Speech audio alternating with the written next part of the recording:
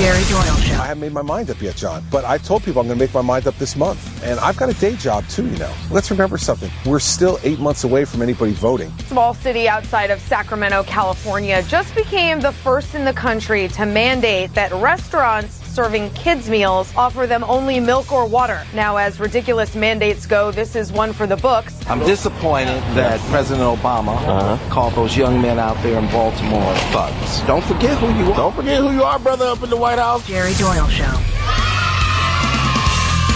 All righty, it's JD. Tuesday, 9 June. Hey, listen, I'm alive. I just want to let everybody know that. I was mugged while I was over in Germany and spent a good, I can't say it was a good 5 days in the hospital, but it was 5 days in the hospital. So I'm still trying to unscramble my brain or what's left of it. So I just wanted to say hi. Jose knows what's going on. So we're just going to go to a tape for today. I'm going to be back with you tomorrow, but I just want to let you know that I'm alive. I'm kind of well. I appreciate all of the messages you're sending out on Facebook and Twitter and emails and things like that. But just right now, 2 and 2 right now does not equal 4. So I think it's probably best for all of us if I just take another day just to kind of put it all together, get some rest, and get back with you tomorrow. So anyway, I just wanted to say hi to all the affiliates. Thanks for hanging in there. All the advertisers, thanks for hanging in there. And to all of the well-wishers out there wishing me well, I want to say thank you. So with that in mind, we will do it tomorrow. And in the meantime, it's been my pleasure. Corruption, crony, capitalism, greed. Yeah. Because we had the greatest generation, then the baby boomers, then the Gen Xers, and who's left to clean up the mess? The millennials. Now, I know a lot of you think a lot of the millennials are whiners. Poor me, poor me, poor me, another.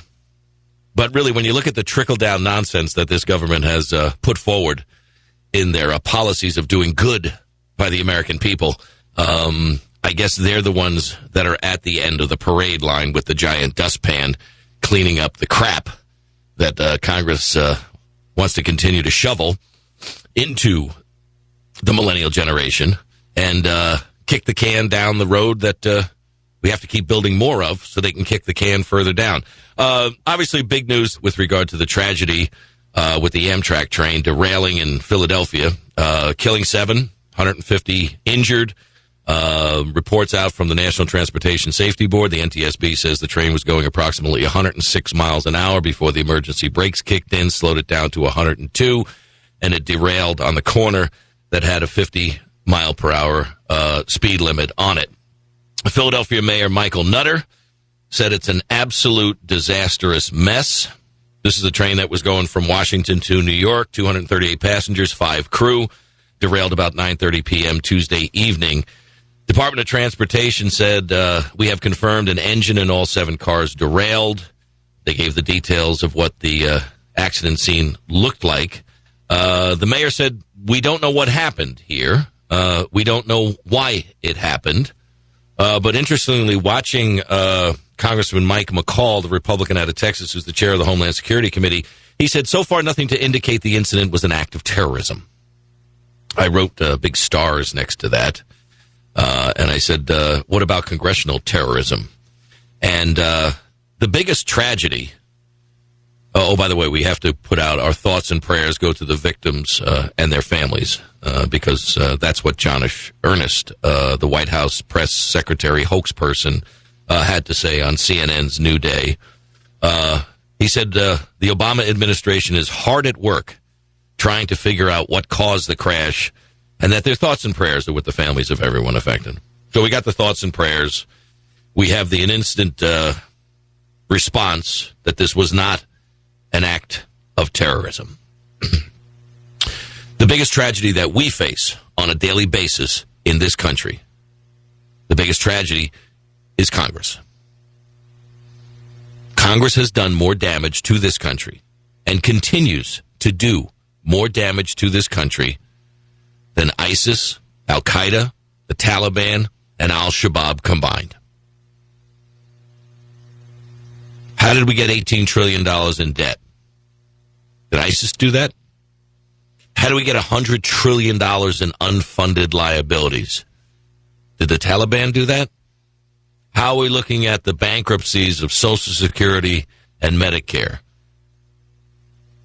Did Al-Shabaab do that? What terrorist organization gave us Obamacare? The terrorist organization known as Congress. And this president and his administration. Now, as I watch the politicians come forward today and offer their thoughts and prayers, of course, they have to do that in the gratuitous opening comments that they make as they stand before the cameras. The knee-jerk reaction to all of this, like so many other problems that Congress has caused, is to spend more money. More money?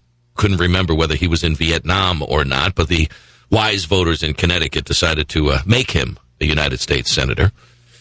He talking in terms much like we heard about the defense of the NSA spy program by the likes of John McCain and others, that if we just had more money for more spy programs, 9/11 could have been prevented.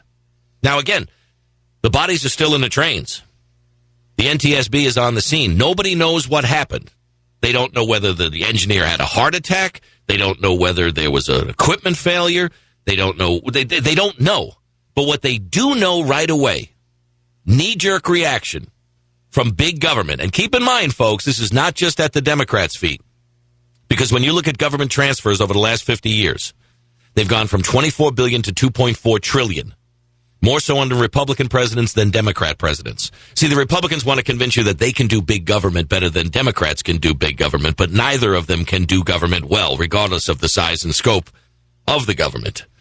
But yet, just like the NSA, now Dick Blumenthal, the senator from Connecticut in this clip here, says, well, just like 9/11, this wreck of the Amtrak train in Philadelphia could have been prevented.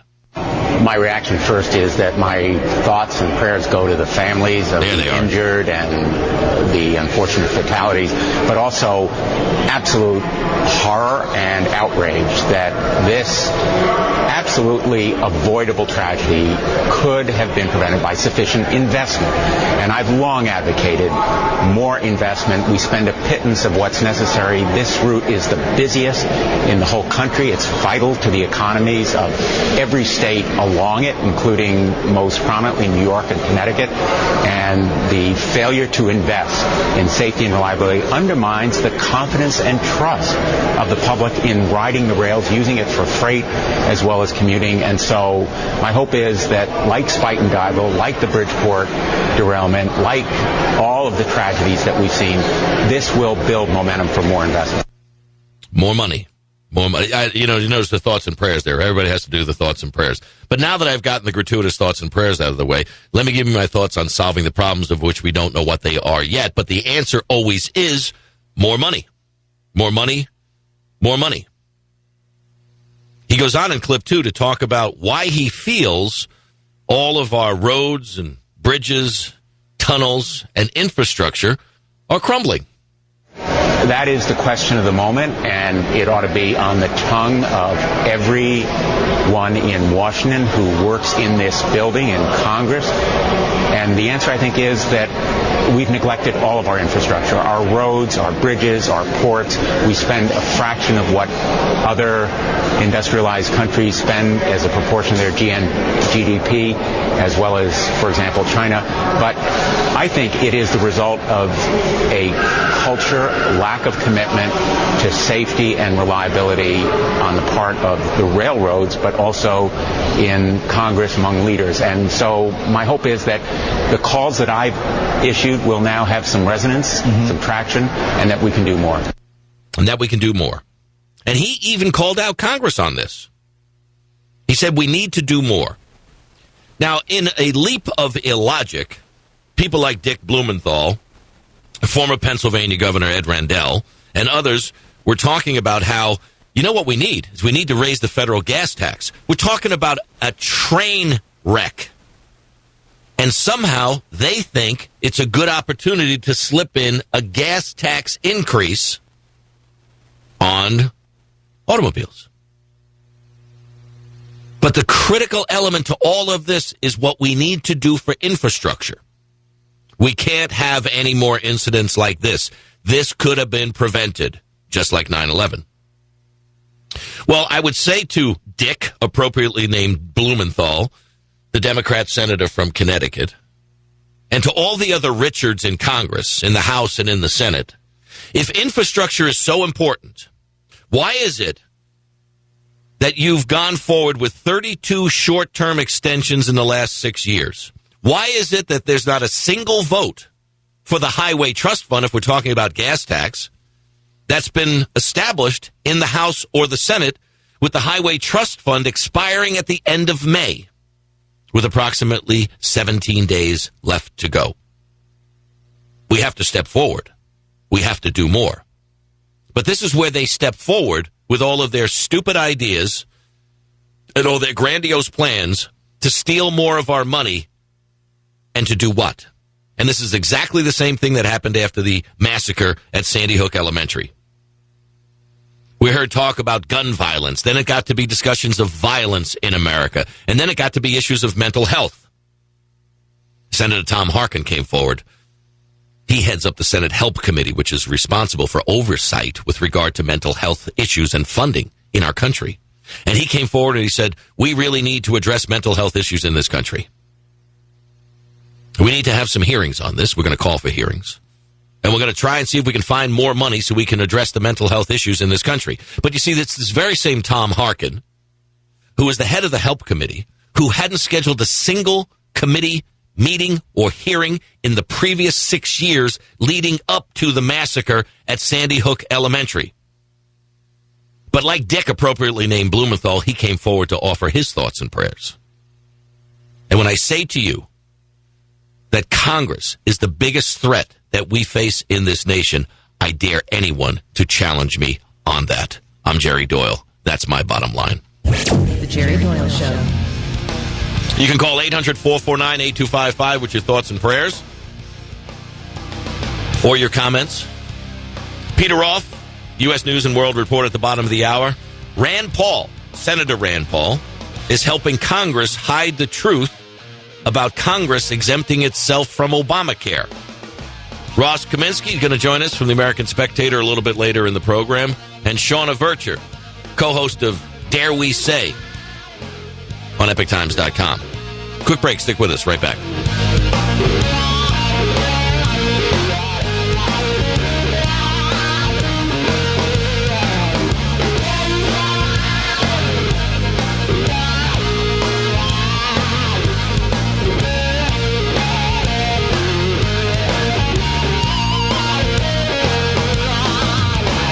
Jerry Doyle Show.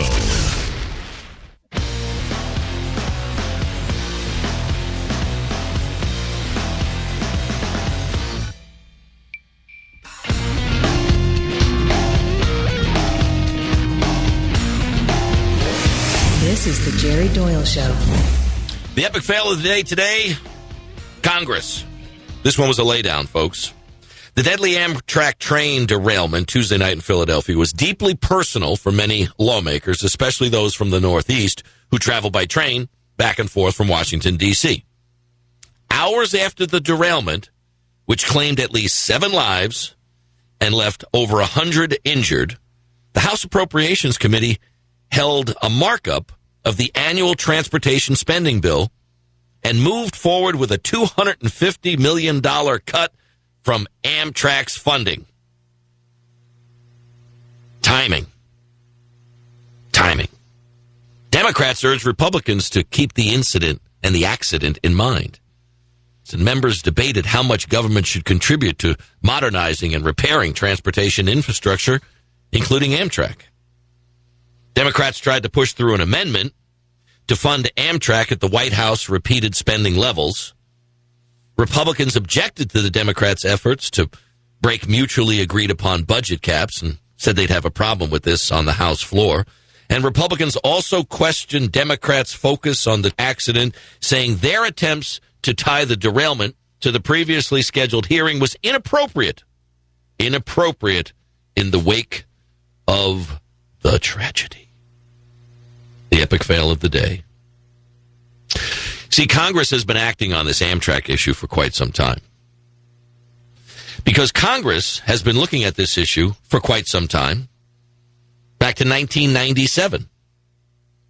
Now, was Amtrak going to be for-profit, or was it going to be a money-losing government cesspool? Kind of became a hybrid.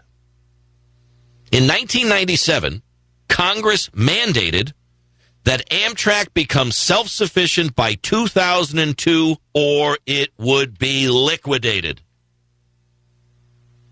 It didn't, and it wasn't. And now here we are again, looking at Congress debating how much money we're going to throw at Amtrak. But I would have to say timing would be highly suspect here in light of the tragedy that took place in Philadelphia. But yet, once again, as I said in the opening of the program, the biggest tragedy this nation faces on a day-to-day basis is Congress. 1997, Congress told Amtrak, get your act together or you will be shut down. How does Congress shut Amtrak down? Take the keys away from the train engineers? No, they cut off the funding. Why didn't they do that? Because Congress doesn't have the stones to do that. Because there's too many special interests that are tied to too many votes, and they would hate to see those votes go away. And think about it this way. If Congress had have actually followed through with the mandate that they put on Amtrak in 2002, that train wouldn't have derailed last to think about in this domestic terrorist organization known as the United States Congress. Speaking of, Peter Roth, U.S. News and World Report when we get back. Senator Rand Paul is helping Congress hide the truth about why Congress is exempting itself from Obamacare. The Jerry Doyle Show.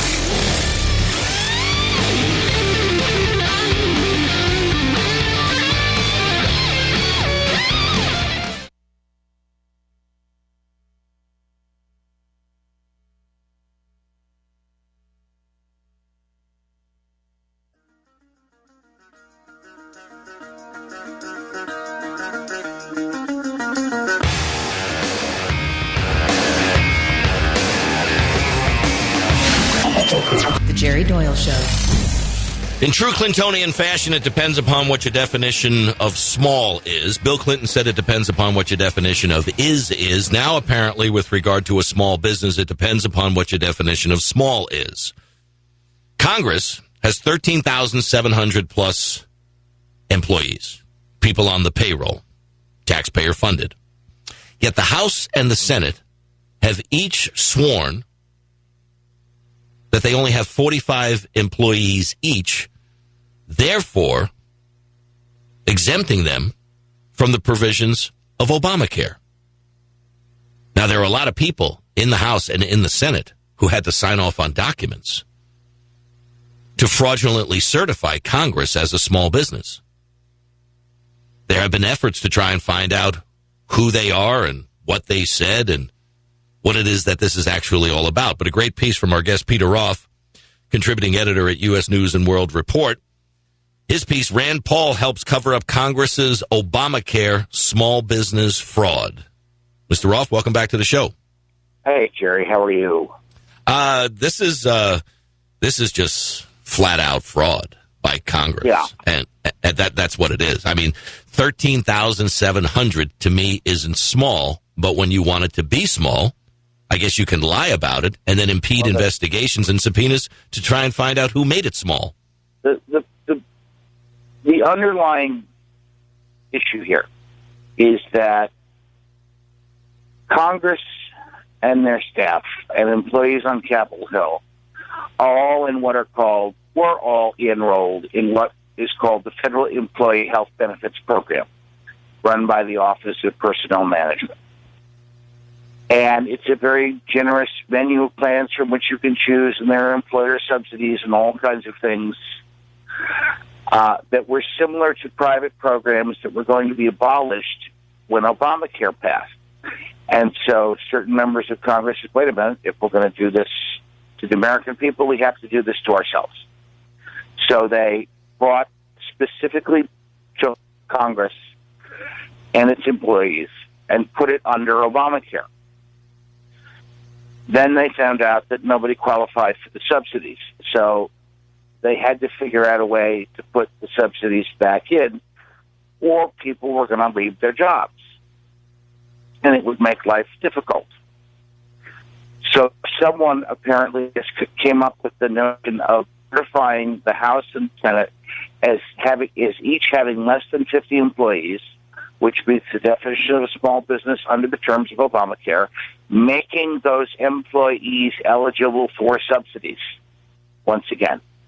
So we're helping the bill for the health insurance costs of congressional staff, insulating them from the reality of the law they have just slammed on everybody else. David Vitter, the senator from Louisiana who is running for governor, doesn't like this and has been trying to find out who's responsible. He has copies of the forms that were filed with the D.C. Health Exchange that say Congress is a small business with less than 50 people, but they're redacted, meaning all the stuff you want to know is blacked out, and you can't see the names of who signed it. So Vitter wanted the Small Business Committee, which he chairs, to issue a subpoena for the unredacted documents so they could see who signed these forms, so they could be called before the committee and asked who told them to sign the forms. Who did they make this decision on their own? Were they told by appointees of Senator Harry Reid and Speaker Nancy Pelosi, or by Speaker John Boehner and Republican leader Mitch McConnell, or a combination therein? Who made this decision? It is not unreasonable for us to determine or want to know who in their right mind thinks Congress is a small business. Because this, in fact, is a scam. And not an inexpensive one. No. I don't even know how to calculate the extra cost going to taxpayers. The taxpayers will have to foot the subsidies that are going to these congressional employees. Because you have to run Capitol Hill. Will it be awkward and inconvenient for legislators and friends of mine? Yeah. But was it awkward and inconvenient for me to have my health insurance canceled because it didn't meet the Obamacare mandatory minimums? Now, fortunately, I didn't have to go through an exchange to get a new plan, and the plan I ended up with is similar to the plan I had, but my deductible's higher, so I've got more out-of-pocket expenses. It's been enormously inconvenient to me. Why should people, just because they work in the government, be insulated from all this? You'd think you'd want them to try it first. Let them live under Obamacare for 5 years. And then if it works, give it to everybody else. Yeah, let them be like Mikey with the cereal. Give it to Mikey. That's right. He likes it. But this is what you point out in your piece. To separate out the House and Senate continues an alarming trend exhibited by both parties to elevate those in government to a kind of protected class entitled to special privileges and subsidies and other goodies the rest of us are denied. There is that country club mentality that they have in Congress where they're above the law. They're above the rules. They're above Obamacare. They're above what we have to live with. Just a part. They don't really think of themselves as above. They just think of themselves as a part, that they have their own rules, and they work just fine. Thank you very much. We don't need to be under those other rules. Well, let me ask you this, Mister. If they don't even understand what they're thinking. But if the federal employee health benefit plan is good enough for them, and it works for them, and they like it, why didn't they ask us to join that instead of them trying to exempt themselves from what we have? That was initially one of the Heritage Foundation proposals to counter the Hillary Care effort back in the early 90s.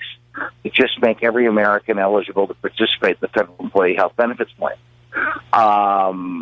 Obviously, it didn't go anywhere because it doesn't give government enough control over the healthcare system. It doesn't allow them to bend the cost curve down through rationing and make healthcare or health insurance supports a kind of government penny that guarantees the votes of the non-working in perpetuity, just like extensions of unemployment guarantee the votes of the non-working in perpetuity. But the most curious thing in all of this, and why you had me on, and what I wrote the column about, is that Rand Paul, the Tea Party senator from Kentucky, who everybody regards as a breath of fresh air, a guy who marches to his own drum, who is not in any way part of the Republican establishment, voted against Vitter's subpoena in committee. Now, why did he do out Rand Paul? One, because the behavior is so odd. Number two, Rand Paul is running for president of the United States, right, and has voluntarily allowed himself to be held to a higher standard. His explanation is, in my mind, bizarre.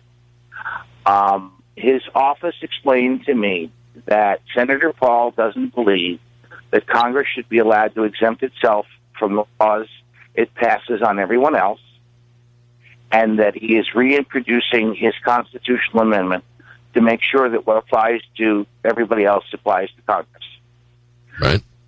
Very nice, very clever, very creative. I could support it, but it's got nothing to do with the fact that a fraud has been perpetrated by a phony certification of Congress as a small business. Right. So just let me just make that point again for the listeners, Mr. Roth. Peter Roth with us from U.S. News and World Report, usnews.com, the website, his latest there. Rand Paul helps cover up Congress's Obamacare small business fraud. So Rand Paul reintroduces this constitutional amendment to prohibit Congress from passing any laws that exempts themselves. But to your point, it's political camouflage because it misses the point. Congress isn't exempting itself from the law. It's made a false declaration about the number of people who work there in order to obtain a subsidy to which the members and their staffs are not entitled. So they're not exempted from the same laws that we are, but the fraud that's being perpetuated that the House and Senate are small businesses, that will continue. That's right. They're getting a subsidy. They're situation in which they and congressional staff can get a subsidy to which they're not entitled under the law. That we call that fraud. Yeah. As a general rule, if you file your tax return and you disclose accurately the amount of income that you made every year, but append that qualify for the mortgage interest deduction because interest you paid on a mortgage on a house you don't own, the IRS takes a very dim view of that.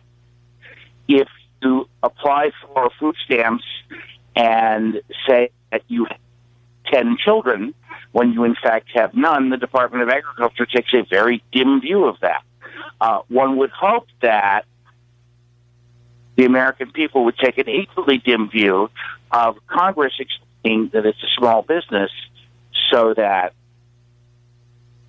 staff and members are eligible for subsidies they're not entitled to. I see very little difference between the three examples that I've just listed. Well, it seems as if this has been something that has been shown to be fraudulent. Even Senator Vitter wants it unredacted so that we know who they are. Obviously, he knows that the fraud has been perpetrated on the American taxpayer. But yet, from what I'm hearing, Mitch McConnell, Rand Paul, and others have expended a lot of political capital to keep the lid on this. So I don't know what it is they're hiding, who it is they're protecting, but it seems as if there's so much involved politically here that this is something that they don't want to see the light of day, and they are going to do everything that they have to do, can do, and will do to continue to perpetrate this fraud on the country. And it's actually not very hard to essentially maintain status quo. It's a great piece, and let me just direct people to the website so that they can read it and get the information for themselves. And this is something that I hope you stay on top of. If there's anything that we can do on the program to help you try and shed some light on this, work with Senator Vitter's office, and keep the heat on these cockroaches, because that's what they are.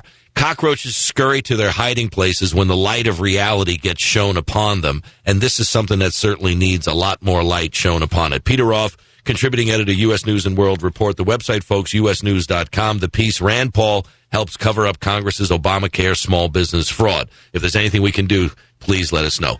Thanks very much. Quick break. Stick with us. We'll be right back. The Jerry Doyle Show.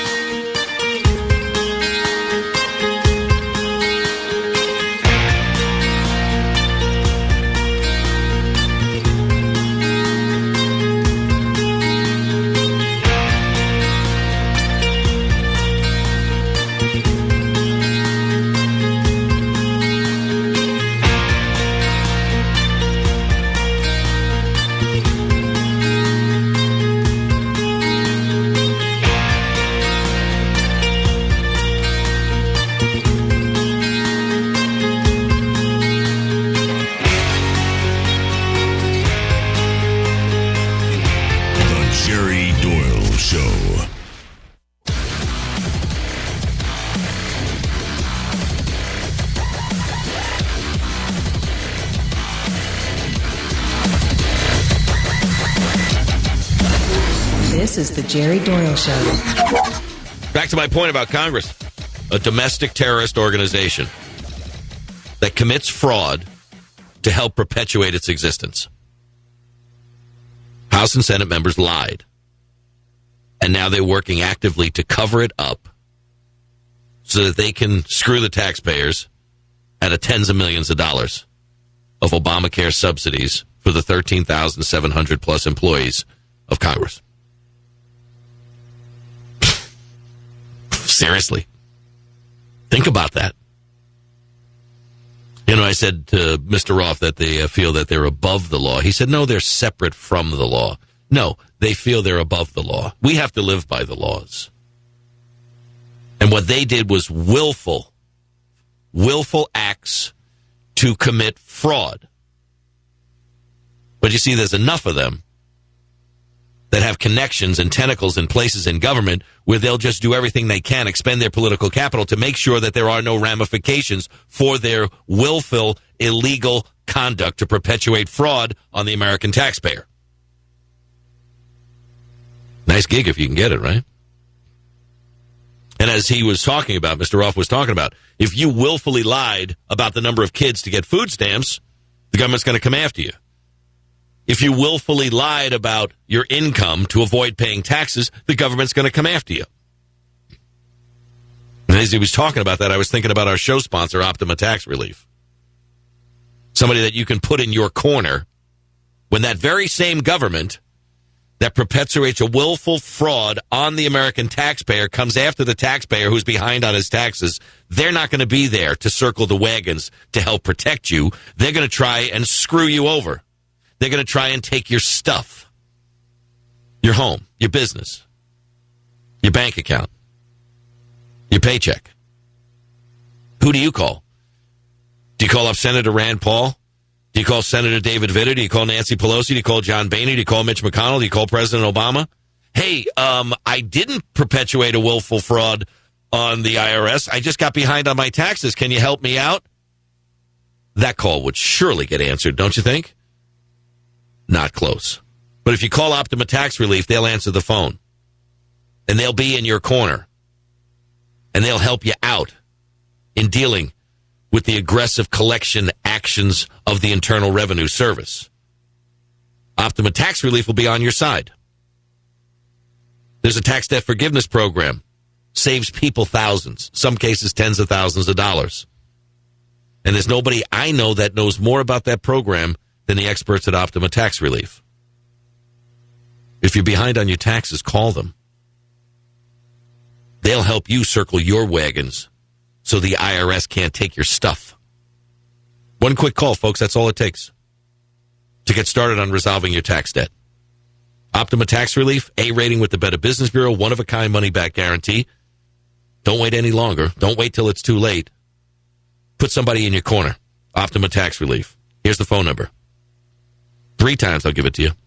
You can call that number to get your free consultation. 800-714-9259. 800-714-9259. 800-714-9259. Fascinating time we're living in to watch our government act above the law without any sense of urgency, any concern about spending our money, and certainly no degree of accountability. I got a story here about a defense firm that employed drunk, stoned contractors in Afghanistan, wasted $135 million in taxpayer dollars. We paid them over $1 billion. We learned about this in 2012. Now we're coming to find out they've gotten more contracts for more money. We still haven't gotten the money back, but we still continue to send them more money.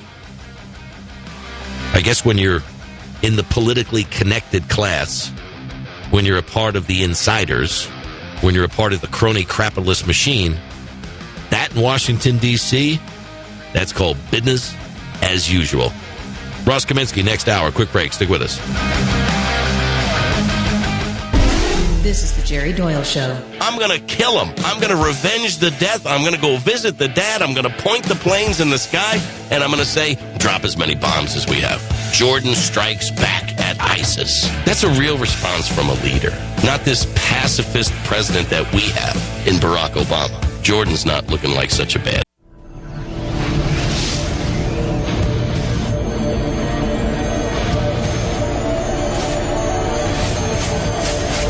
Jerry Doyle Show. I haven't made my mind up yet, John, but I've told people I'm going to make my mind up this month. And I've got a day job, too, you know. Let's remember something. We're still 8 months away from anybody voting. Small city outside of Sacramento, California, just became the first in the country to mandate that restaurants serving kids' meals offer them only milk or water. Now, as ridiculous mandates go, this is one for the books. I'm disappointed that President Obama called those young men out there in Baltimore thugs. Don't forget who you are. Don't forget who you are, brother, up in the White House. Jerry Doyle Show.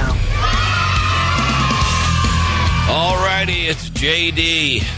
Tuesday, 9 June.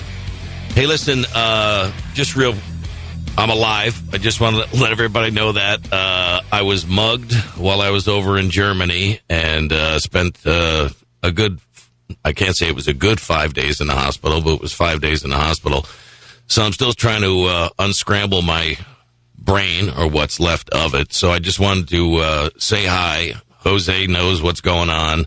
So we're just going to go to a tape for today. I'm going to be back with you tomorrow, but I just want to let you know that I'm alive. I'm kind of well. I appreciate all of the messages you're sending out on Facebook and Twitter and emails and things like that. But just right now, 2 and 2 right now does not equal 4. So I think it's probably best for all of us if I just take another day just to kind of put it all together, get some rest, and get back with you tomorrow. So anyway, I just wanted to say hi to all the affiliates. Thanks for hanging in there. All the advertisers, thanks for hanging in there. And to all of the well-wishers out there wishing me well, I want to say thank you. So with that in mind, we will do it tomorrow. And in the meantime, it's been my pleasure. All of the wonderful and wondrous policies that our government has to offer that benefited the boomers, then benefited the Gen Xers, and kicking the can of accountability down the road, who's it left for? The millennials. Welcome to America. Have a nice day. You can understand why the millennials might be a little ticked off. Anyway, it's all there for you at epictimes.com. In light of the tragedy in Philadelphia, 7 dead. Now they're saying 200 plus injured in the Amtrak derailment. The train hitting 106 miles an hour before the brakes kicked in, slowed it down to 102 in a 50-mile-an-hour zone. We got the name of the engineer, Brandon Bostian. He is not talking with detectives. He's hired a lawyer. And Philadelphia Mayor Nutter said the engineer was reckless and irresponsible. Well, we don't know that. I'm sure that'll all be found out. But the reckless and irresponsible reaction by Congress is more money. That supposedly emergency braking equipment was not installed in the area where the train derailed. And if we just had that $12 part, well, this wouldn't have happened. That $12 part, by the way, if Congress is involved, would cost $12 million. The part would be $12. Everything else would be the cost of doing business government style. But they're saying we need more money. We need more money. We need more money. And, of course, the leap of logic is that when you take a look at what we spend on infrastructure compared to the rest of the world, we're woefully behind. Europe spends an average of 5%. Communist China spends 9% of their GDP on infrastructure. We here in the United States only spend 1.5%. By the way, our thoughts and prayers are with the victims and their families. We have to say that all the time because that's what the politicians say before they ask for more money. They want to increase the federal gas tax. The federal gas tax for roads, bridges, and tunnels for cars. This is a train accident. The congressional opportunist circling yet once again. But they want more money, which means they want to raise taxes and fees, and they want to take more money out of our pockets. Okay. Why don't we just take a look at the money we already send and how it's spent? We're talking about accountability. There's a defense contractor that employed drunk and stoned contractors in Afghanistan. This company was investigated in 2012. Cell phone videos surfaced of the employees drunk and stoned in Afghanistan, and they say they've misused almost $135 million of U.S. taxpayer money. There was a financial audit done on behalf of the Special Inspector General for Afghanistan Reconstruction. SIGAR, S-I-G-A-R is the acronym. It's an Arlington-based company, Imperatus Corporation. Formerly Jorge Scientific Corporation. They said they couldn't produce the documents to show whether the payments to a subcontractor were allowed under the contract they had with the Army. The investigative general report said that Imperatus should produce the appropriate documents or refund the money to the government. Again, 2012. Do the math. Senator Claire McCaskill, Democrat, Missouri, Rob Portman, Republican, Ohio, ranking Democrat and chairman, respectively, Senate Homeland Security and Government Affairs Committee, are demanding a briefing from the Armor Contracting Command about all the contracts it has with Imperatus, which have received nearly $1 billion in taxpayer money. In a letter to the agency's commanding general, McCaskill and Portman highlighted the previous issues with the firm, after which they wrote, the company assured them it had taken action to ensure that there was no further misconduct by Jorge Scientific employees in Afghanistan. After allegations of frequent drug and alcohol abuse, bar brawls, and out-of-control parties among its employees in Afghanistan, this contractor is now facing additional scrutiny into its practices to the possible tune of more than $130 million in taxpayer dollars, and we intend to get to the bottom of it, so said Senator McCaskill. Now, what does this company do? Oh, they provide counterinsurgency intelligence training for Afghan security forces through a project called Legacy Easy Project. So this is the company that is training the natives in Afghanistan, like Iraq, that are supposed to stand up so we can stand down so they can protect their country. In 2012, 2 former employees filed a complaint that there was rampant use of drugs and alcohol by personnel in Afghanistan. They took the cell phone video of wasted employees, gave it to ABC News, which first reported the story. After the story broke in 2012, McCaskill wrote to Secretary of Army John McHugh asking for a review of the contracts. She received a response that the Army was looking into it. There were subsequent briefings. She was assured everyone involved had been fired and there would be more oversight. Imperatus has responded forcefully to the recent audit, asking that the findings be considered or that Cigar provide more time and funding to complete the audit. You want more money for infrastructure? There's $135 million. Get it back. Let's start there. But that doesn't happen. Because we've gone from combat to commerce. The money's in the medicine, not in the cure. We don't win wars. We manage them now. We build schools, and we put up cell towers, and sell them water, Coke, Pepsi, popcorn. It's a business. War is a business. A big business. And those big business interests, they have an interest in making sure that they continue to stay in business. And who keeps them in business? Congress. Do you think Congress is going to do anything to get this $135 million back? Do you? Seriously? Because we've seen this movie before. And this sequel is equally as unappealing as the previous one.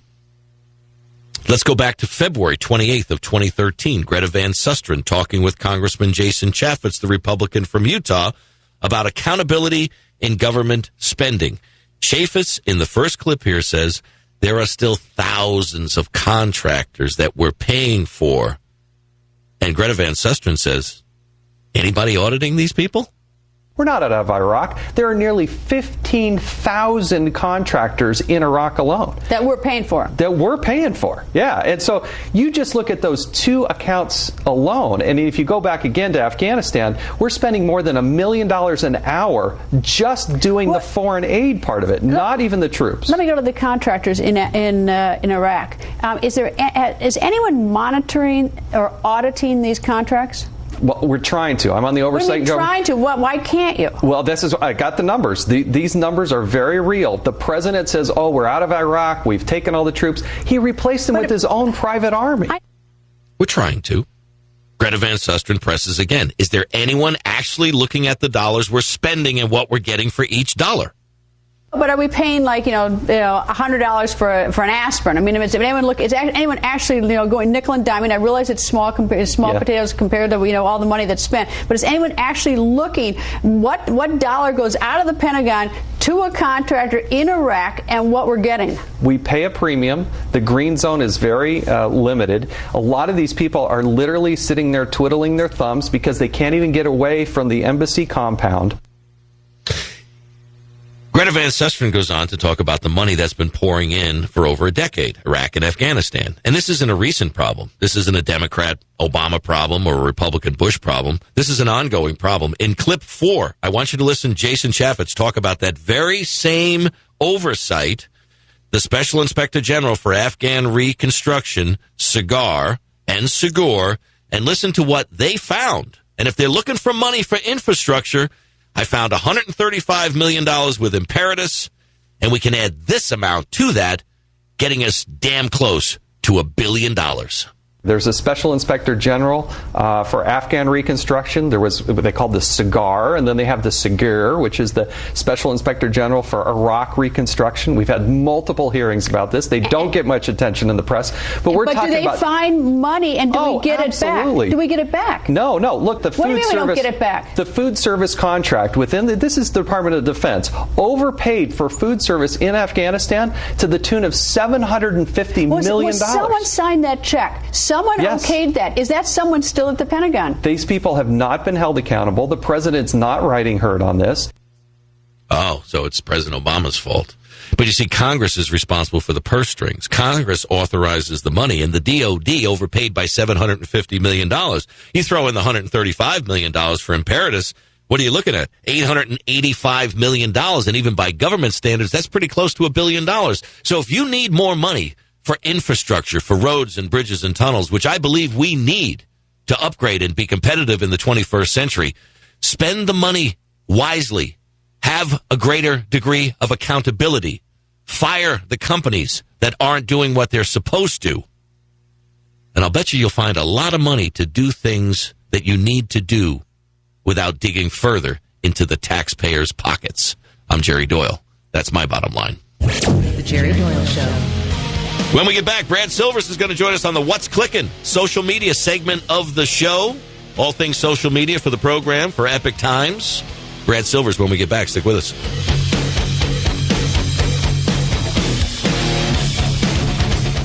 The Jerry Doyle Show.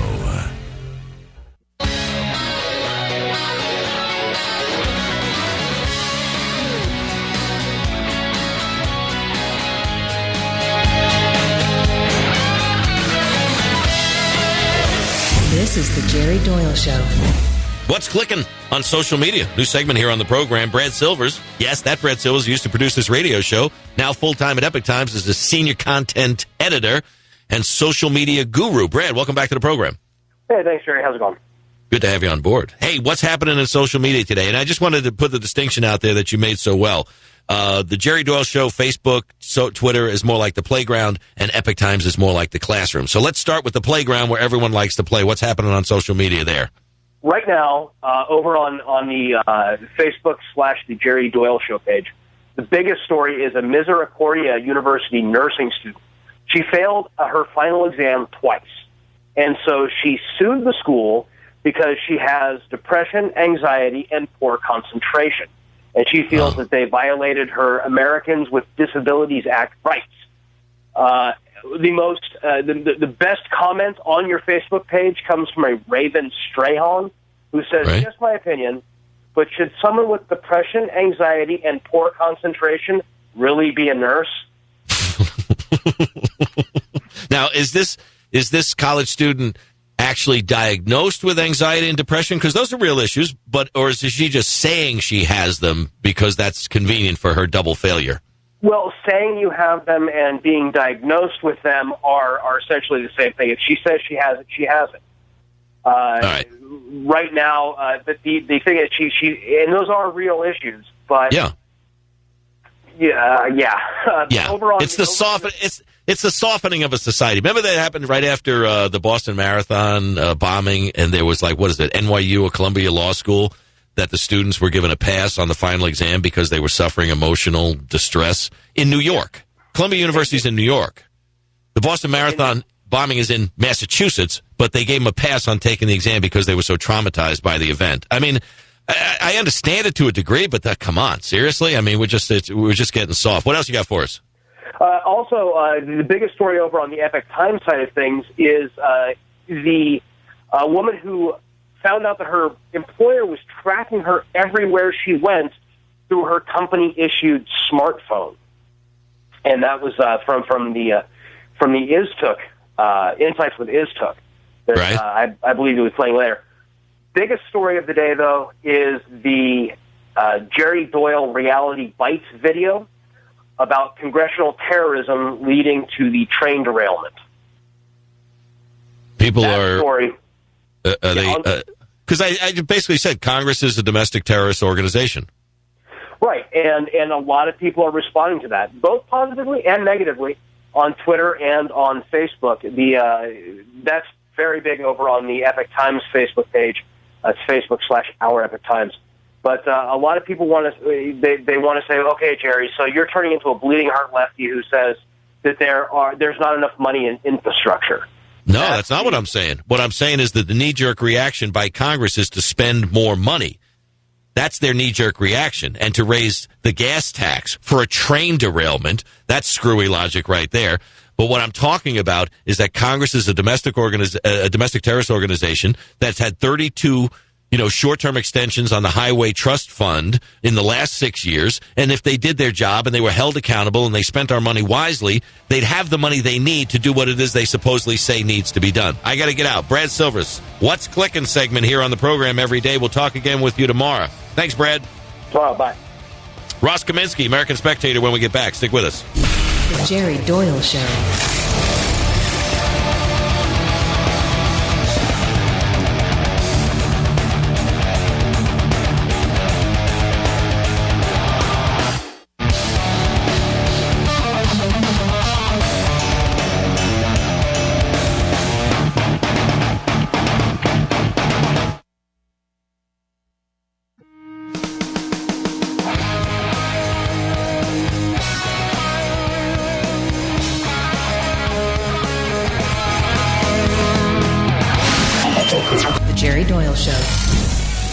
Jose is efforting to get Ross Kaminsky on the program with us. He writes for the American Spectator. He's a fellow at the Heartland Institute. He's got a great new piece, interesting piece at the American Spectator about the Senate flushing fast-track trade agreements. And he's basically, and Ross would be right of my center right. He's not a Republican, obviously not a Democrat, independent, more libertarian in his way of thinking, a capitalist at heart.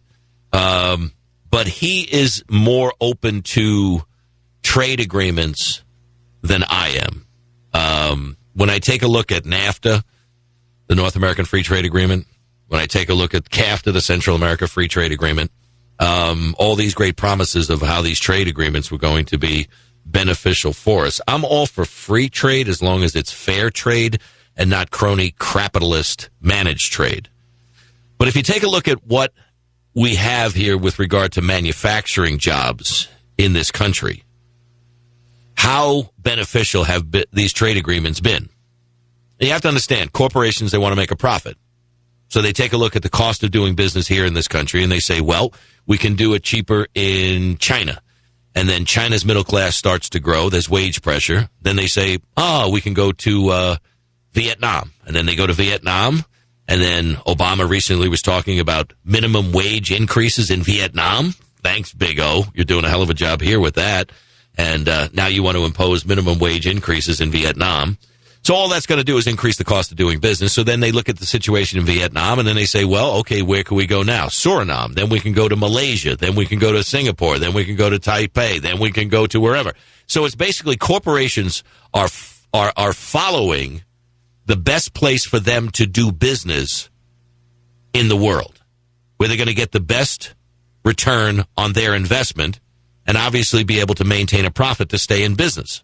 But if you take a look at how this has affected manufacturing in this country, the number of jobs in manufacturing is down 7.2 million, 37%, since employment in the manufacturing sector peaked in 1979. But there's also a wage component to that as well. Real median household income, somebody who has a high school diploma, peaked in 1973 at a little over $56,000. Constant 2013 dollars. That number now down to $40,701, which is a drop of almost 28%.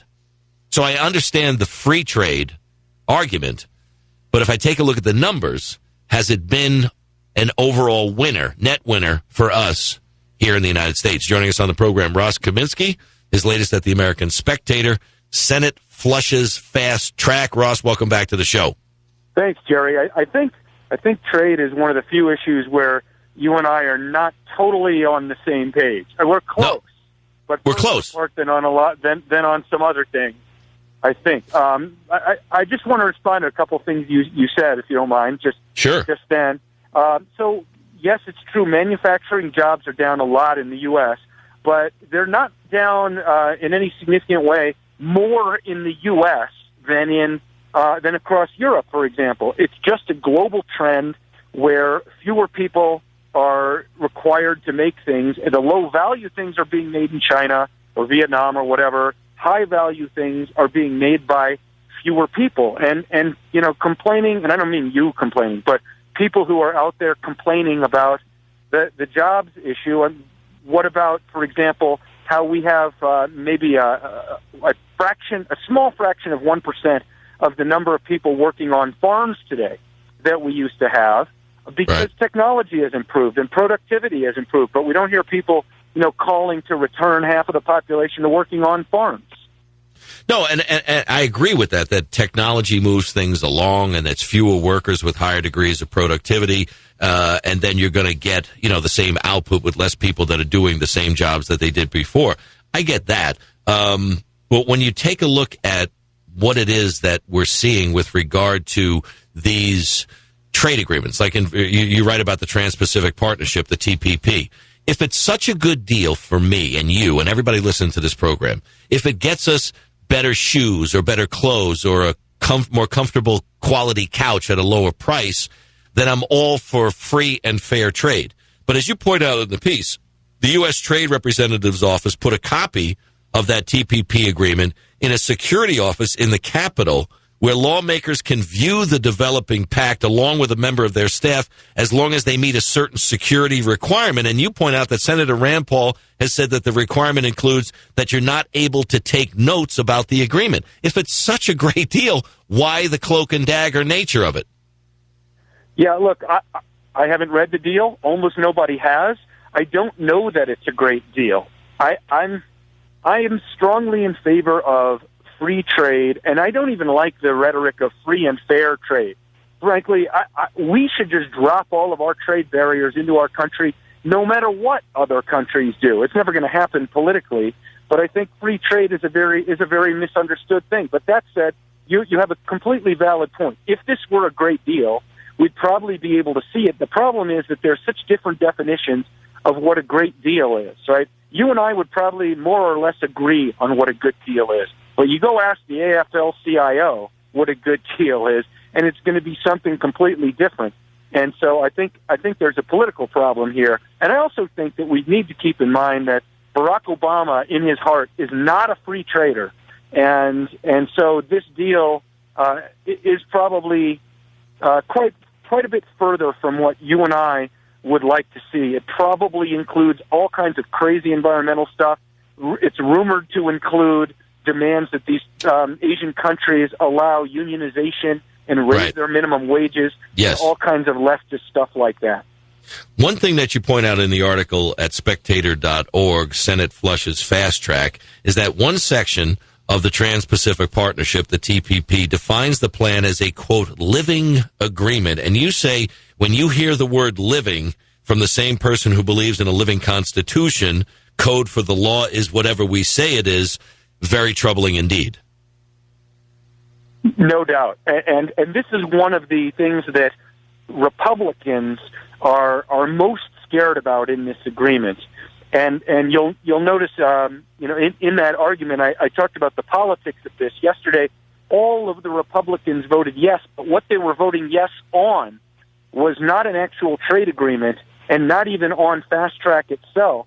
Fast Track being giving the president the ability to get a trade agreement through the Senate with only 51 votes. That's basically what Fast Track does.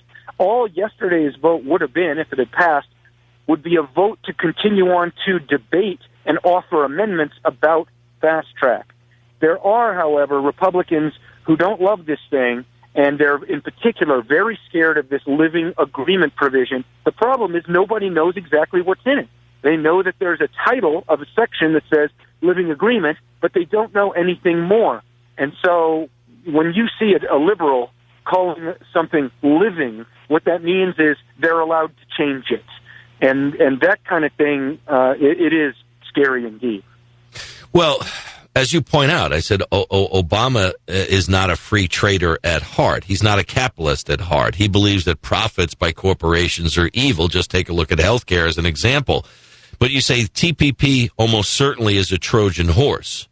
And when you take a look at the living component in addition to that, so it doesn't matter what Congress decides. It doesn't matter what the House votes for. It doesn't matter what the Senate votes for. It doesn't matter what comes out of reconciliation. And it doesn't matter what the president signs, because the living part of the agreement allows the president to change whatever component of it he wants at his discretion. And it just seems as if, yet again, this is Congress advocating its responsibilities, its duties, its oversight to the president, and letting the president decide whatever the rule of law is going to be. Well, actually, it might even be worse than what you just said. Because first, so we don't know what the living thing is, the living agreement. It might be that the president can change it. But what I fear is more likely is that it allows international organizations like some international trade group or the UN or something like that to change it. And that's much scarier even than Barack Obama changing it. And I do think that if that living agreement thing is so broadly written that it would basically allow this thing to be used as a way to do all kinds of bad things to the U.S., then it shouldn't be passed without getting rid of that. I just want to get back to that whole thing about having to go view this in a secure environment. This is so bizarre. When I was reading that, Ross, I was thinking about a buddy of mine, Mike Gunther, who's a director and one of the top stunt guys in Hollywood, and he was working on the Transformers movie with Michael Bay. And Michael Bay, the director, had the script in a secure room. And whether you were doing the stunts, or you were doing the wardrobe, or you were doing the set dressing, or you were doing the makeup, or you were doing special effects, or you were doing car chases, you had to go into that secure room, and you couldn't bring in anything with you. You couldn't bring in a notepad, couldn't bring in a pen, couldn't bring in a smartphone. You couldn't take any notes. And these would be kind of important things. Now, that's a movie, okay? They're making a movie, and you can say, okay, Michael Bay is a nut.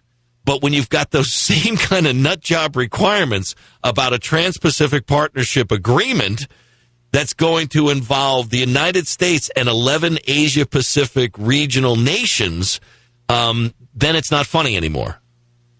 No, you're right. And I think part of the issue here, you can imagine a situation where there would be various things in an agreement that conservatives would like and wouldn't like, and various things that liberals wouldn't like, but the overall agreement might be good enough to say, okay, guys, we just have to, we're all going to swallow a little bit of medicine here and just do this. It's kind of like what they did with the base realignment thing. They said, okay, here's the deal, and you can vote it up or down, but we're not going to change it. You could imagine a hypothetical situation like that.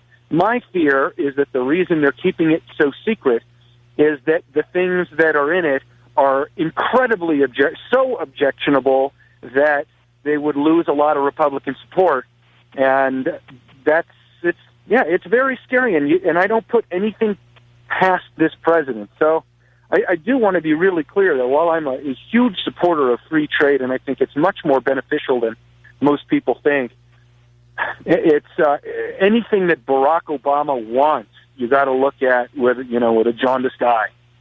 You also bring up Ross Kaminsky with us on the program, his latest at the American Spectator, spectator.org, the website, titled Senate Flushes Fast Track, is that you say that Republicans should support increasing trade liberalization at every turn, even if it means giving President Obama a win, because you say it's a much bigger win for the American people. Better products at a better price, et cetera, et cetera. But when you take a look at how everything is hyper-political these days, you have to also question the moves by Republicans because they don't want any good news to fall at the feet of Obama because 2016 is right around the corner. Yeah, at this point, I think the Republicans would consider a good free trade agreement, and I don't know that TPP is good yet. We don't know what's in it. I think they would consider that such a big thing that it would it'd be much more important, not just for the economy and the consumer, but even for their own politics. I think it's much bigger than a win for Obama. And also, Obama's not on the ballot in 2016.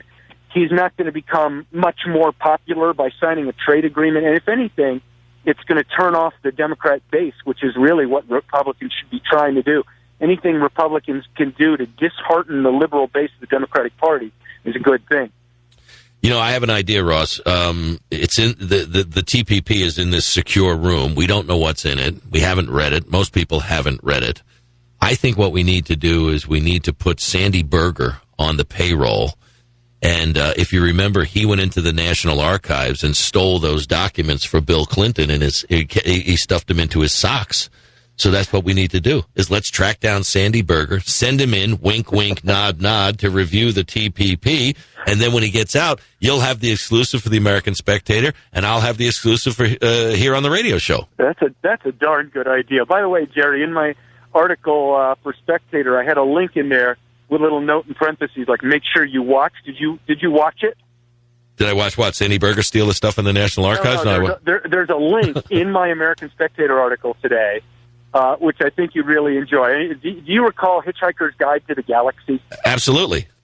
So there's an awesome part in Hitchhiker's Guide to the Galaxy where they talk about a document being in a locked filing cabinet, but someone was supposed to go review it. And it's much more than that.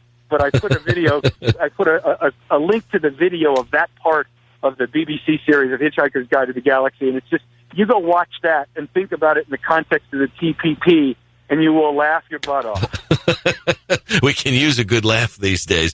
Good job on this one. Ross Kaminsky writes for the American Spectator, fellow at the Heartland Institute, professional derivatives trader. Hey, before I let you go, real quick, is the Fed going to raise rates this year? Because I know that's making this market a little spooky. Boy, is that a tough call. If I had to guess, I would say yes to this year, but probably no to next month. All right. We'll have to watch the volatility index, the VIX of the stock market. Quiet right now. It's very and we don't quiet. have. I know, and we don't have the Alan Greenspan briefcase anymore to measure the thickness or thinness to know which way the Fed's going.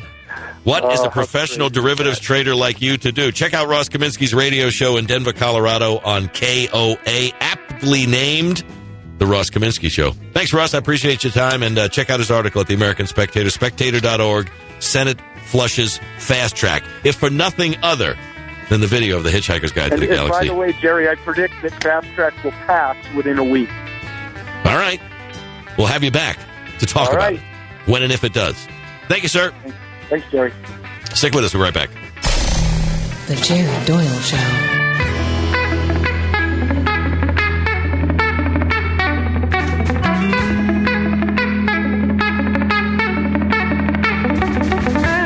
Jerry Doyle Show.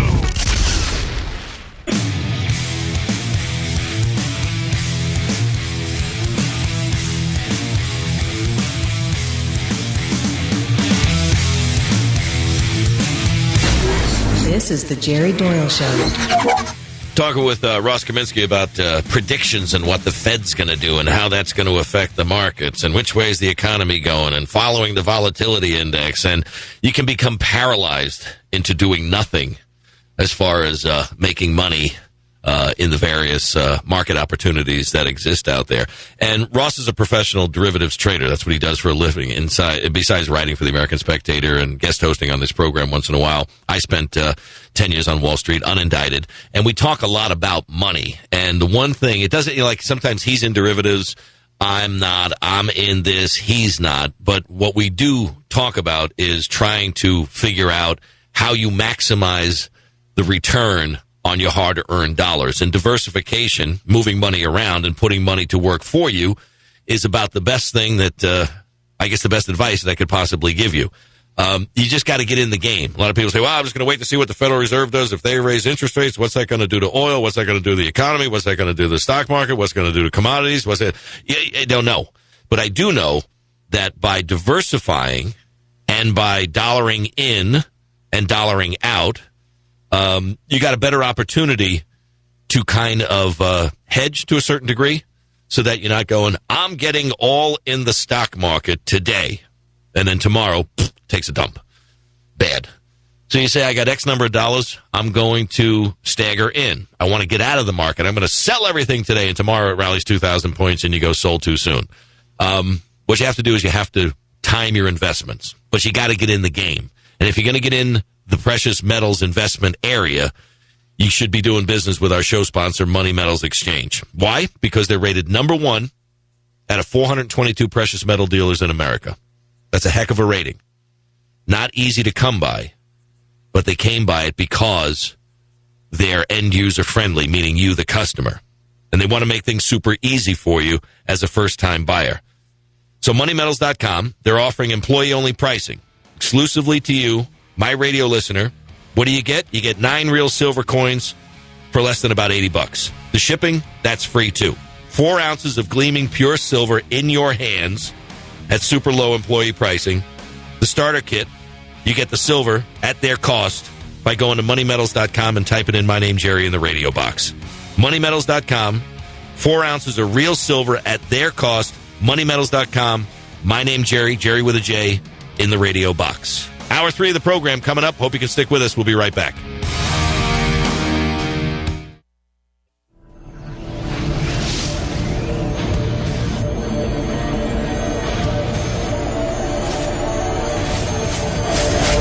Jerry Doyle Show. I haven't made my mind up yet, John, but I told people I'm going to make my mind up this month. And I've got a day job, too, you know. Let's remember something. We're still 8 months away from anybody voting. Small city outside of Sacramento, California, just became the first in the country to mandate that restaurants serving kids meals offer them only milk or water. Now, as ridiculous mandates go, this is one for the books. I'm disappointed that President Obama called those young men out there in Baltimore thugs. Don't forget who you are. Don't forget who you are, brother, up in the White House. Jerry Doyle Show. All righty, it's JD. Tuesday, 9 June. Hey, listen, I'm alive. I just want to let everybody know that. I was mugged while I was over in Germany and spent a good, I can't say it was a good 5 days in the hospital, but it was 5 days in the hospital.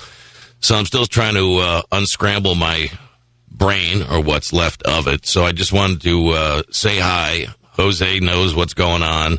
So we're just going to go to a tape for today. I'm going to be back with you tomorrow, but I just want to let you know that I'm alive. I'm kind of well. I appreciate all of the messages you're sending out on Facebook and Twitter and emails and things like that. But just right now, 2 and 2 right now does not equal 4. So I think it's probably best for all of us if I just take another day just to kind of put it all together, get some rest, and get back with you tomorrow. So anyway, I just wanted to say hi to all the affiliates. Thanks for hanging in there. All the advertisers, thanks for hanging in there. And to all of the well-wishers out there wishing me well, I want to say thank you. So with that in mind, we will do it tomorrow. And in the meantime, it's been my pleasure. Boomers, the baby boomers, and the millennials leading the pack as the most screwed. 46% say the millennials are getting hosed. You can have your say there at the website, epictimes.com. You can give us a call here now. Jose screening the calls. Working the dials. 800-449-8255. Also, anything social media related for the show or for Epic Times would go to Brad at epictimes.com. Hey, here's an interesting headline from NPR, National Public Radio. All things considered. You've saved money at the pump. Why aren't you spending it? That seems to be what economists want to know. You're saving money. The price of gas is down. There's money that's good. How come you're not spending it? And this befuddles economists and the likes at National Public Radio. Because when you get money, you're supposed to spend it. That's the liberal ideology, right? And even if you don't have money, you spend it. You just borrow it or have the Fed print it for you. Economists say Americans have been slow to spend the money they save from lower energy prices. Now, even though we've seen the price of gasoline creep, I saw $3.13 a gallon, Jose. That was bugging me. Then when it got down to like $1, what did it get down to? $1.89 or something like that? Yeah. $1.90? It was awesome. It was just like, oh, it was like gas pump nirvana. People were taking pictures, myself included, of the gas pump, the gallons and the price, and putting it up on their social media. They were so excited. But even though it's crept up in the last couple of months, the price of gasoline is still about $1 less a gallon than it was a year ago, and that saves drivers an average of $15 to $20 every time they fill up. Economists and those in government were quite convinced that that would boost growth in the economy because we, the consumers, would go out and spend all that extra money. But a funny thing happened on the way to the non-recovery recovery. It didn't unfold that way. Lower cost for gas, heating oil, and natural gas gave us, the consumers, a windfall that John Canale of LPL Financial estimates is $116 billion. A savings of about $83 per month, average household, or about $1,000 a year. And lots and lots and lots of economists and hopeful politicians predicted that we would go out and spend most of that, but we didn't. What did we do? What did we do since gas prices have come down and do-re-mi has been put in our pockets? We spent a little, we saved a little, and we paid down some debt. Prudent way to go about fiscal responsibility. Mr. Canale said he thinks many Americans learned a lesson during the financial crisis. You think? And are now being more prudent with their money. But in the short run, they say that means less consumption and less economic growth. So the growth dividend from lower energy prices has been somewhat elusive. Laura Rosner, U.S. economist at PNB Paribas, said, I don't think it's completely materialized. She said there was a drag on the economy, wicked winter weather. They always pull the weather out. When in doubt, pull the weather out. That's the reason cars didn't sell. Wicked winter weather. That's the reason homes didn't sell. Wicked winter weather. That's the reason jobs weren't created. Wicked winter weather. No, screwball government policies. Wicked winter weather. It said the energy windfall kept the cash in people's pockets.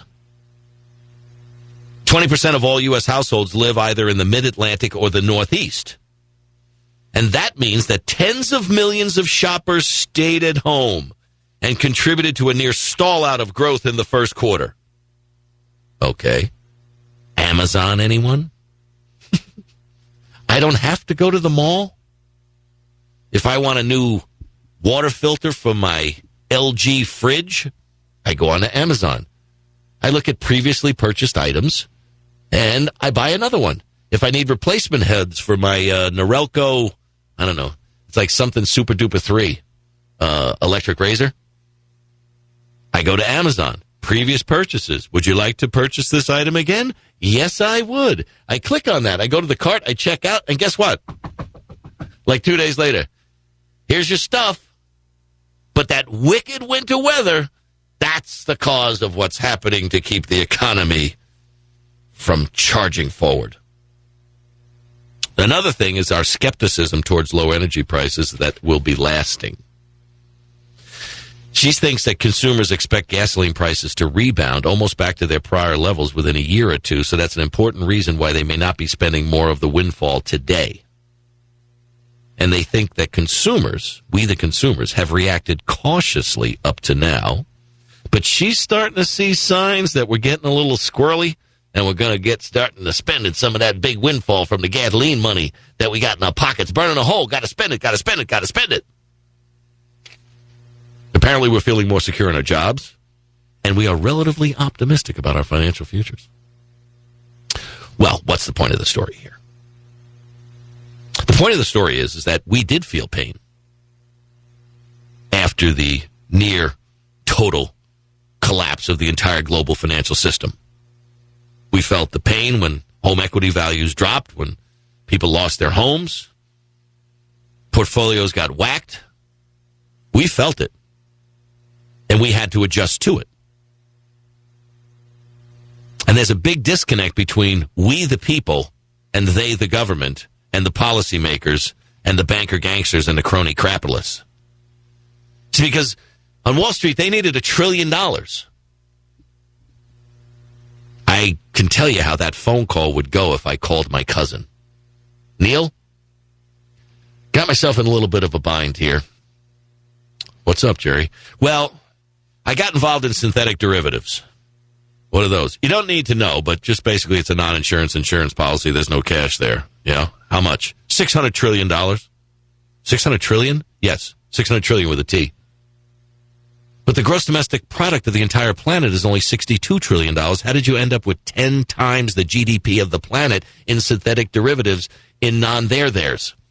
Well, it was a game I was playing with the Commodity Futures Trading Corporation and the supposed overseers and the government, the Federal Reserve, Wall Street. It was just so what I need is I need a bailout. Can you loan me $1 trillion? And my benevolent cousin Neil would say no.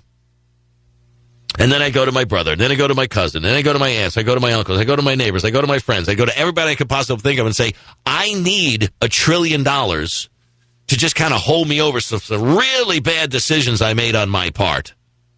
And hopefully after I get that $1 trillion, I can take this junk that I have and put it over on the side, and one day it's going to come back to the valuation of $600 trillion, and then I'll be able to float it on the market without having the bid go to the square root of zero, and I'll be able to lay that off into the marketplace, and then we'll be back to where we were before this all happened. Because that's what happened, folks. They took a Velvet Elvis and they valued it as a Picasso, and the Fed helped them to do that. Now, when you're the bank of gangsters on Wall Street and you get $1 trillion from that benevolent uncle called the Federal Reserve, and you don't have to worry about real pain at the pump, and you don't have to worry about the money in your pocket, and you have to worry about how you spend your money, yes, we learned a lesson. And that's the reason we're spending a little, and we're saving a little, and we're paying down some debt. But you take a look at the government and what it's learned from the financial crisis. They're spending a lot, they're saving nothing, and they're not paying down debt. They're running it up in record amounts because they don't live in the financial real world like you and I. I'm Jerry Doyle. That's my bottom line. The Jerry Doyle Show. Spend that money, damn it! Damn it! Airline fees aren't going away, according to Delta CEO Richard Anderson.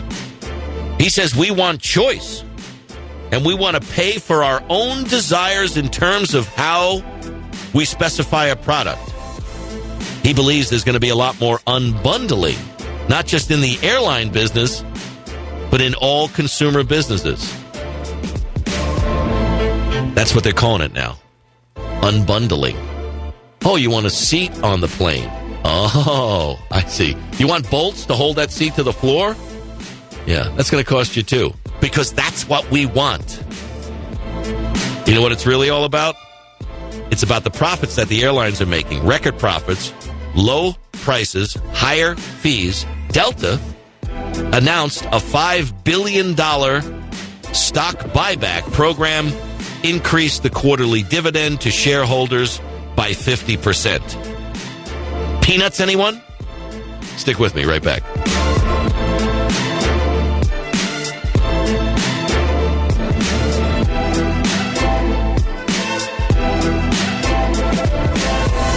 Jerry Doyle Show.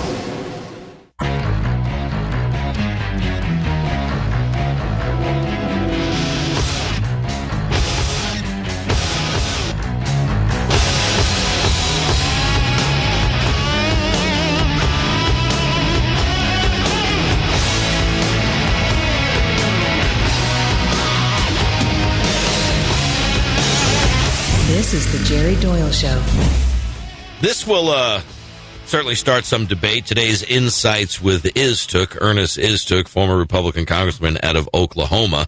A California woman is suing her former employer. They gave her an iPhone, but tracked her on her own time. In today's Insights with Iztuk. This boss didn't just monitor a worker, he stalked them. With Insights, I'm Ernest Iztuk. A California woman is suing her former employer because they gave her an iPhone, but used it to track what she did on her own time, 24/7. When she disabled the special tracking app, they fired her. Myrna Arias says it was okay for her boss to monitor her sales calls during work hours. But then the boss bragged that he could tell if she was speeding in the evenings, where she went, and for how long. The company refused to turn off the tracking function after work hours, so she disabled the app and got fired for it. Myrna is suing for invasion of privacy. The lawsuit might hinge on why she didn't leave the iPhone in her desk after work. Perhaps her employer required her to carry it even then. It seems we have lots of technology, but not enough values. You'll find more online at iztuk.com. Well, the company gave her an iPhone. So it's a company-issued phone, like a company would give you a car. So they give her the iPhone, and part of the company policy is there's an app in there that tracks you. Why didn't she just have her own iPhone for when she wasn't at work? Or why didn't she leave the iPhone at work? I can see it kind of going in the employer's favor here. It's like if somebody gives you a company car to use at work, and you can drive home to work and work to home, but you can't use it for personal matters outside of work, and a lot of companies have tracking devices on work vans, vehicles, etc., then they're going to know where you go. So you take the work car home, and then you use your personal car for your personal stuff, and you jump back in the work car, and you take the work car back to work. Same thing with a phone. If you get home, you turn off their phone and turn on yours. I know it defeats the purpose of having the perk of getting a company car or a company phone. But the company gave her the phone. Now, I understand, and I'm not a big fan of the NSA creeping into everything that we do. And I'm not a big fan of chipping kids and tracking them with RFIDs and all that kind of stuff. But we'll see how this one turns out. Congressman Istook says the company stalked her. Now, maybe it was creepy in the way they joked about where she went, how long she was there, and whether or not she was speeding around in her vehicle. It's going to be interesting to see how this one plays out. But to me, it all hinges on the fact that the company gave her an iPhone. Company property. He who has the gold makes the rules. Or not. I think this one's going to get some interesting response on our social media, facebook.com/The Jerry Doyle Show. This is also up on the homepage at epictimes.com. New feature for us at Epic Times is Dare We Say video segment, courtesy of Shauna Virtue and Anita Finley. And Shauna Virtue is going to join us when we get back to talk about the contribution that they have up there about Jameis Winston and the allegations against him and him fighting back. It's an interesting dynamic with regard to Florida State football quarterback that went pro, first-round draft pick. It was a she said, he said, and now he's saying something much different. And Shauna Virtue and Anita Finley, always good and interesting and diverse insights on a lot of topics of the day. One of the things we want to talk about is the House today voting to ban abortions after 20 weeks. A tearful John Boehner giving a rare floor speech. Lots to get to. Shauna Virtue when we get back. Stick with us. The Jerry Doyle Show.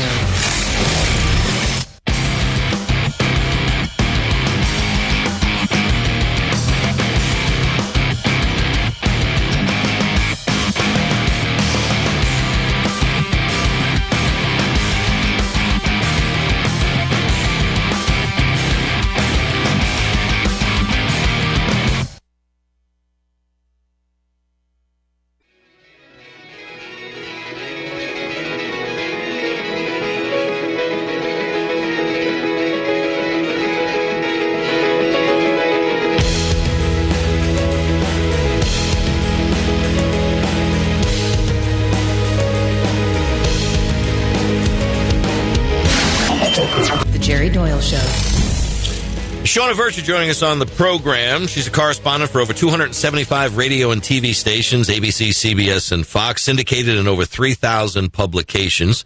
Interesting political diversity here. The technology advisor to Governor Jeb Bush and on the national presidential campaign for Barack Obama. She's an author. Her book, A Fearless Voice. She's a media strategist, to coin a phrase from George Bush, and co-host of Dare We Say, a new video segment featured at epictimes.com. Shauna Virtue, welcome back to the show. Thank you so much for having me. I'm excited to talk to you tonight. Always good to talk to you. You're doing this video series with Anita Finley, and I love having her on the show. I love having you on the show because it's always good to make sure that we're getting the right voices and the right opinions and the right insights in a lot of areas that we might think we have it covered, but we come to find out that we don't. The latest one that you have up there, and when I first saw it, I was like, oh, man, I don't want to watch this. And the headline is, in Dare We Say, Jameis Winston rape case, big bully or finally fighting back. And when I see the R word, as a guy, I find the act repulsive, and I find the conversation unsettling. And I'm hesitant when I see some of these stories to even talk about it because I find the whole subject matter to be so repugnant to humanity that maybe I'm self-censoring or editing myself out of conversations that I should be in. Yeah, I don't think that you're alone. I think most human beings on the planet think it's a disgusting topic. No one wants to think about it. No one wants to bring that to the dinner table when they're having conversations and it's their downtime. You know, unfortunately, this has become an epidemic in a lot of different ways when we're looking at violence against women. But I think what makes the Jameis Winston case so different is that even the accusations are much different than what we're hearing about across college campuses with horrible acts. And also, there is a huge suggestion that he didn't do it. And so the recent development is that not only are we now through 4 different investigations that could not find any grounds to not just not arrest him, but, not even give him a censure at the Florida State University, but now he is countersuing to say, I didn't do this and I want my reputation back. And that has brought the conversation back into the limelight.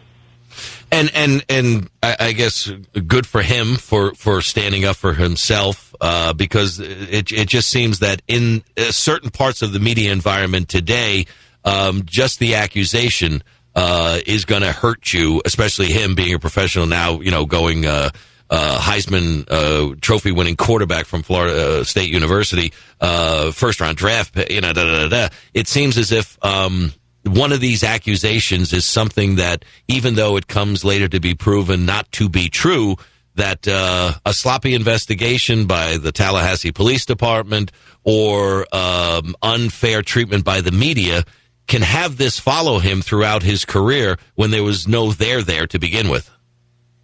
Yeah, and I mean, to say that there's no there, we don't know yet. What I do like about a civil case, and to be clear, she sued him civilly, and this is a countersuit. So that's one of the things that kind of gets me looking at things from a perspective of a woman and a feminist, saying, well, if you don't want to be around this guy, and, then what are we doing here? So he's countersuing, but, yes, he is the number 1 draft pick, but we think about Michael Phelps, the Olympic gold medalist swimmer, extraordinaire. And think about what happened when he got caught with a photo smoking dope, what endorsement deals that cost him. And now magnify that by what Jameis Winston is being accused of. And this is a pretty big deal when you're talking about not only his self-respect, but the bottom line is money. That's what a civil court is. It's about money. And so he's fighting for that potential to earn money and to prove that once and for all he didn't do it. And now as the public, we're going to be able to see a lot more evidence, and we're already starting to see this stuff released that we weren't privy to during the criminal investigation. And one of the things, and again, Bobby Bowden, who's, legendary as far as football goes, period, but more so in the state of Florida, as the Florida State coach said about Jameis Winston, that he was an embarrassment in a lot of ways to the university. Does that then transfer itself over to the accusations against him? That if Bobby Bowden, that Florida State legendary coach, says that this guy is an embarrassment, is there some kind of a transfer over to Jameis Winston because of comments by a football coach that somehow support allegations by a woman? Well, it's interesting that you asked that, especially as a media strategist, as you said, because I just was sitting there thinking, no, Bobby, stop talking, because there was no win for him in that situation. If to insert himself into that controversy is bad enough, but what a lot of people may not remember is that in the mid-'90s, Michael Gibson, a famous running back from Florida State University, was convicted of 4 counts of rape and attempted murder, including holding a screwdriver to the throat of one woman and shooting another. Convicted. And Bobby Bowden wrote a letter asking for leniency because he was part of the football family. So most people didn't remember that. But now Bobby Bowden has inserted himself in this. You're going to start seeing that story talked about more and more and more. So now when he was coach, it was okay. When the guy was clearly guilty, and now, what's the benefit of getting involved in this? So I thought that was just a poor move. I think he just kind of got caught in a conversation and couldn't backpedal fast enough. As for Jameis Winston and his reputation, the other thing that people need to keep in mind as they're trying to sort through a new wave of facts and not so factual things we're going to get hit with is, on the other side, Jameis Winston will now have a multi-billion-dollar enterprise that has every investment in protecting his reputation. So we need to be cautious that the NFL is going to be plastering Jameis Winston's face next to any puppy, homeless person, or whatever fuzzy thing that they could find to soften him, because they make money doing so. So it's important to get to the facts on both sides. And in the Dare We Say segment that you co-host with Anita Finley, 2 women, but not on the same page on this and on many issues that I think a lot of people would just say, there's 2 women. It's like watching MSNBC. They're going to be saying the same thing about the same thing, and it's just basically I'm getting tag teamed by 2 people that have of the same opinion. But in this, you and Anita come from it from different perspectives. You know, both of us are coming from the perspective of wanting to see justice. And, you know, both of us care about what happens to women as well as men. I think that the caution there is, for me, I've been immersed in it, being a Florida resident, being someone who's from Florida State. I've been in this story, and people have given me information on and off the record for years now. And so before some of, for example, the social media was even released to the public, I was privy to seeing it, and I knew that some of her facts didn't add up. So for me, I tended to err on the side of, I don't think that he really did this. For her, she's coming from a perspective of what she's been fed through general media, which has been an all-or-nothing approach. It's been he's either evil and he had to do this and this is just like Steubenville all over again, or this is a setup and she just wants his money. There's an in-between. Someone can botch an investigation and the Tallahassee PD can absolutely be incompetent, and yet he could still be innocent. And so I'm trying to make sure people can make a decision for themselves and not do an all-or-nothing approach. Shawna Virtue with us on the program, co-host of Dare We Say, video feature at epictimes.com. And a Florida, some people say Florida. I say Florida because I'm from New York, a Florida resident. Speaking of Florida, you were the technology advisor to Governor Jeb Bush. Jeb Bush on Fox News with Megyn Kelly was asked by Megyn Kelly, knowing what we know today about the invasion of Iraq, would you still do it? And he said, yes, I would. Now, others have since backtracked for him, saying he didn't misspeak; he misheard. Right. That was a nice spin on that one. Nope, I did not misspeak. I was not taken out of context. I misheard. I mean, really, is that the best he's got right now? Well, I think it's going to be tough for him. I do have a lot of respect for him and his intelligence, having witnessed him working on different projects. Even when he was out of his depth, I can tell you that he's someone that wants to get to the truth. And while we have different viewpoints, as I would with anyone, you know, politics is a very emotional field, I still respect his intellect. Where I think he's going to have trouble is putting himself out there as the true Governor Bush when, A, he has a legacy that he's going to have to tap dance around, which is his brother's, and B, in order to win a primary that's a very crowded field, he's not only going to have to really pander to certain groups that I think he would rather not pander to, but he's also going to have to say a couple of outrageous things, or he's not going to get any media coverage. So This is going to be an exercise in acrobatics for any of the Republican nominees, but for him in particular because of that legacy name. Well, it's kind of like, you know, Hillary Clinton is tied to Bill, who's tied to the Bill, Hillary, and Chelsea Foundation, which is tied to blah, blah, blah. And then in another interview portion with Megyn Kelly, Jeb Bush said, I'm not a part of Washington. Well, okay, you might not be a part of Washington, but a part of your family was Washington, and you know, by default, you're guilty of everything people think George Bush did wrong, and you can bask in the glow of what some people think he did right. But you know, just because you were the governor of Florida and physically detached from Washington D.C., a lot of people are not going to make that disconnect, just like they're not going to do with Hillary Clinton and the Clinton Foundation. Well, also, I think own who you are, and I think the hidden message that it's trying to say is, look, I'm one of you. No, you're not. You're one of the most powerful dynasty families in the country. Right? No, you're not. Right? Yeah. Say, listen, I have been exposed to foreign policy since I could crawl. Right? Own that name and that brand, because trying to run away from it and what is he going to now buy another ranch and like tow some brush around in a truck? Like, it's not going to work a second time. So I'm hoping he kind of gets his footing a little bit, and we at least have a good contest of conversation and dialogue. So far, I don't feel like he's getting his footing. Yeah, own it. What was like that movie, The Commitments, where the white guys all stood around and go, "Say it with me, I'm black and I'm proud." They weren't, right. but they own that. And Jeb Bush is trying to walk on the fact that his last name is Bush, and his brother was a president, and his father was a president, and the Bush legacy is something that I would think in the Republican primary would be a strength, but he seems to be running away from it in the hopes of winning the general. Yeah, it's going to be really interesting to see how they pivot because Marco Rubio's doing the same thing. I'm just like one of you. I'm from a poor immigrant family. And I just think America is smarter than that now. You know, we know, no, you're not. You're not sitting there worried about how to pay the next electric bill or wondering if your grandparent can get medical care. It's just not true. So at least acknowledge that and then tell us what skill set you have. Because quite frankly, I don't want a random guy from down the street running the free world. So maybe tell me the skills that you do have. Maybe that's a good conversation to have, but they just get so scared. And it actually, ironically, reminds me of Hillary's campaign in 2008 where she backpedaled from who she was. And I think ultimately people can sense it, and that's what cost her. So I think the first person to hit a genuine emotional chord with the American people will win the Republican nomination.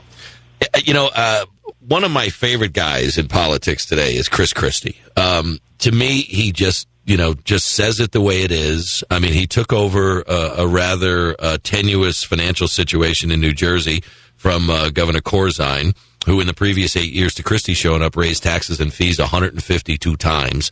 And he went in there with like a $2.2 billion shortfall, turned things around, blah, blah, blah. I think he's kind of like the adult in the room to a certain degree. And yeah, he's a little abrasive, and yes, he's a little caustic. And even my liberal Irish Catholic 4'10" diminutive psychotic Democrat mom who lives in New Jersey has good things to say about Chris Christie, and she'll say them, but then she'll go, but he's a bully. You know, I mean, right. she has to throw that out there because she's a Democrat. But I mean, maybe he is, and maybe we need somebody who's going to tell us what we don't want to hear and not sugarcoat, you know, that it's all rainbows and puppy dogs, because it's not. Exactly, and I think that is exactly the point that the American people are trying to tell candidates in the only way they know how to, which is by sometimes not paying attention or not voting, unfortunately, is that, listen, we're not buying what you're selling. And so I think being genuine is part of it. I also think that, quite frankly, with Christie's case, being angry is part of it. There's a lot to be angry about in what's happening right now. There's a lot broken that needs to be fixed. There's a lot that's unacceptable. And if that makes you not like me as much as a person, okay, fine. Still fix the problem. And I think that that's what people are hungry for. I think that they thought they had that in President Obama because he was such a good orator. And then when it got into policy, is he intelligent? Absolutely, but no one could accuse him of being aggressive or angry on their behalf. We want someone fighting for us. And so far, you know, we haven't really seen a lot of that.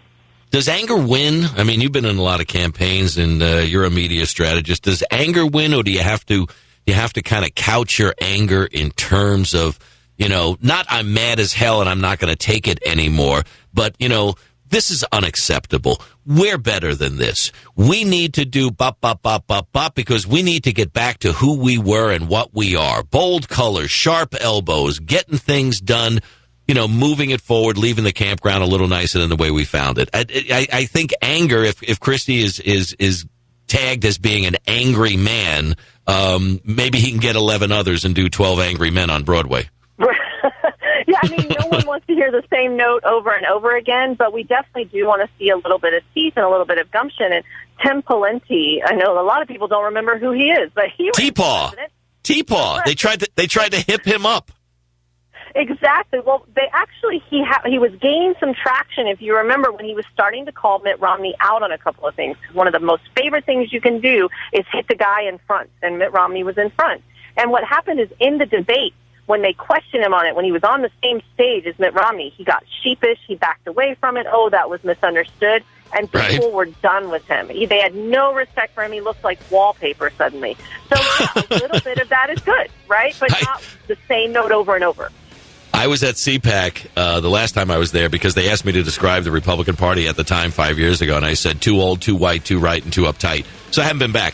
But I went to an event to kind of get Tim Pawlenty going in the presidential race, and some of the unhippest people were there, and one of the unhippest introduced T-Paw to the crowd and did like the Arsenio whoop whoop, and I was like, I looked at it, I went, he's done. He's done. Before he even put his foot in the starting block, T-Paw was not going to be at 1600 Pennsylvania Avenue. Good talking with you, Shauna Versha. Thanks for joining us on the program. Check out her video feature at epictimes.com, Dare We Say.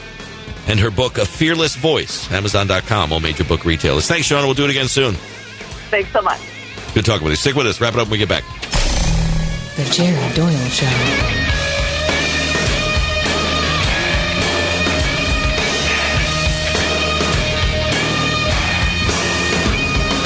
The Jerry Doyle Show.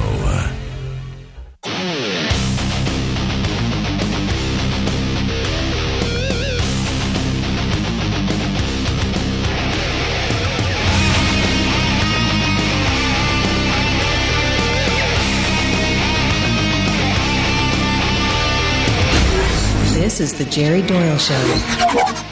Own it. That's what Shona Virtue says Jeb Bush should do with the Bush family name. Own it. We feel the same way here on the program about your health. Own it.